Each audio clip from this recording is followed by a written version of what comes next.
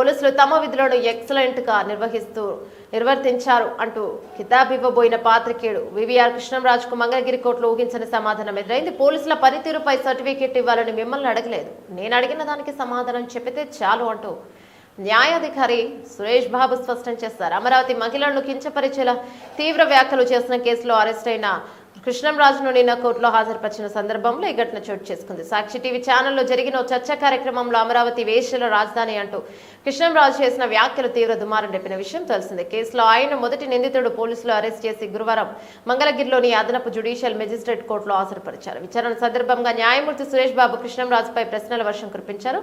38 ఏళ్లుగా పాత్రికేయుడిగా పనిచేస్తున్నా అంటున్నారు. 62 ఏళ్ల వయసు వచ్చింది, మహిళల పట్ల ఇంతటి హేయమైన వ్యాఖ్యలు చేస్తారా, ఏ ఆధారాలున్నాయని ఆ వ్యాఖ్యలు చేశారు, మీరేమైనా సంఘ సంస్కర్త అంటూ సూటిగా ప్రశ్నించారు. భావ ప్రకటన స్వేచ్ఛకు కూడా హద్దులుంటాయని, ఇష్టానుసారం మాట్లాడితే ప్రత్యేక మినహాయింపు ఏముండదని గట్టిగా హెచ్చరించారు. వ్యాఖ్యలు మహిళలను కించపరిచేలా ఉన్నాయని మీకు తెలుసా, అవి మీకు తప్పుగా కనిపించలేదా అని కూడా అడిగారు.